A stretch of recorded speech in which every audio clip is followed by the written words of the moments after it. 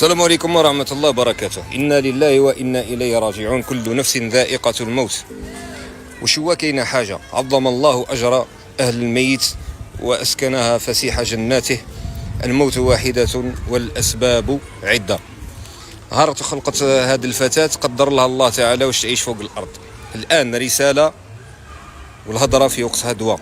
نحن لا نتكلم كي نتكلم. قلنا لكم بركاو من الإشاعات، قلنا لكم بركاو ما تاكلوا في عرض الناس، قلنا لكم بركاو ما تهضروا في عرض الطفلة، بركاو ما تهجموا على والديها، بركاو بركاو بركاو بركاو. لكن لا حياة لمن تنادي، إنها لا تعمى الأبصار ولكن تعمى القلوب التي في الصدور. الله غالب اللي عماه رب العالمين، والله كون تشعل له الضوء في الظلمة ما يشوفش. هذه الجماعة أو شفناها في قلمة أو شفناها هكذا أي أوفيسيال. أي أقسم بالله أنني ما نهضرش تاع روحي. الناس في لي كومونتير هاكي يهضر ما يغلطش، نبي سبحان الله. راكم حابين تشيعوا، راكم حابين كذا. حنا ماناش حابين نشيعوا، حنا حبينا نطفيو الحكاية، لأنه الحكمة تغلب في الأمور هذه. لأنه حنا على بالنا وتعلمنا من حادثة تاع ياسر وهارون الله يرحمهم باللي الرأي العام هو اللي شدد القضية، هو اللي خلى الناس بانيكات باه دارت لهم هكاك.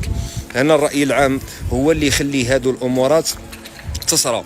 هذه رسالة توعوية للناس. يا جماعة حافظوا على أولادكم، يا جماعة أولادكم ما يقعدوش للطناش تاع الليل برا، يا جماعة اللي يولد يستحفظ بولادو، يربي يعلم يقري يدير لهم حوايج يكدا منا يعس، قدر الله ما شاء فعل. احنا كي نقولوا كي تجي تاع ربي ما تقدرش تردها، ولكن الانسان يتخذ الاسباب. يا جماعه بركوا من اعراض الناس، ما تهضروش باه تهرضوا الصفحات لي فيديو لي كدا، واللي يقول لهم يا جماعه ما تهضروش يقول لك حاب تشيع بينا. احنا ما نشيعوا حتى بواحد، احنا ناس تاع واقع والحمد لله رب العالمين. ونعرفوا الناس هضر خالها قال لك او رجله، او يهضر بخصوصو خشين، او يهضر ما نعرفوش هي، هضر الاخر من ايه قال لك الدراري يتعاند عليا، هضر تسمى الناس بكل غالطين. ثم عندكم الحق. قلنا لكم يا جماعه القضيه هذه طفله ماتت وشبعت موت، وانتم ما زلتوا في الاعراض تاعها، في باباها في امها في خلاطاركم في كذا. ما طلقتوا والو، ما حبيتوش تترباو، ما حبيتوش تخليو الناس عايشين ما خليتوش الناس تعيش الالم تاعها طرونكيل.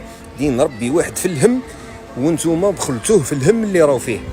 ولكن كل انسان سيذوق الم ما استمتع به في الم الناس.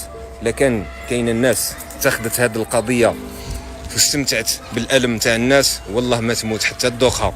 لأنه اللي يتشفى في إنسان مؤمن، والله اللي يضحك على واش صرالو، ولا اللي يتشفى في ابتلاء تاع إنسان مؤمن، والله كما قال النبي صلى الله عليه وسلم ما تموت حتى تذوق من هذاك البلاء. وتلك الأيام نداولها بين الناس. ويسعدك يا فاعل الخير، وتحياتي للرجال، ورحم الله أموات المسلمين. ونسأل الله تعالى أن يعلمنا وأن يفقهنا ويخلينا ديما نهزو العبرة من أي حوادث تتكلم، ولا نكون مع الغوغاء، رايحين مع الرايحين جايين مع الجايين.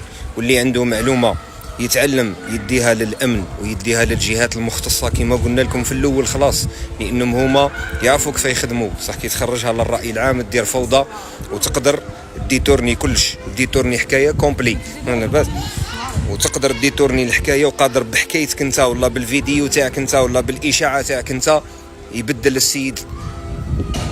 السيد ديستيناسيون كومبلي على جال الفيديو تاع بعض الغباء تاعك. نايض على 4 تاع العشيه وجهك من فوق قدك كذا، منا القهوه وقاعد تكسر في اللوز والبرود، ومنا ميكرو ورحي ديال بولحي، وانت ما على بالكش باللي قادر تكون فرد اللي شارك في الجريمه بكلمه، قادر انت السبه بلا ما تفيق ولو كان بقدر قدك، لانك ما عرفتش تهضر، لانك خليت الناس هادو يرتكبوا جريمه بفضل الفيديو تاعك ولا بالهضره تاعك. ما عرفتش تهضرها، ولا ما خيرت لهاش الوقت المناسب، ولا ما عرفتش وين تقولها.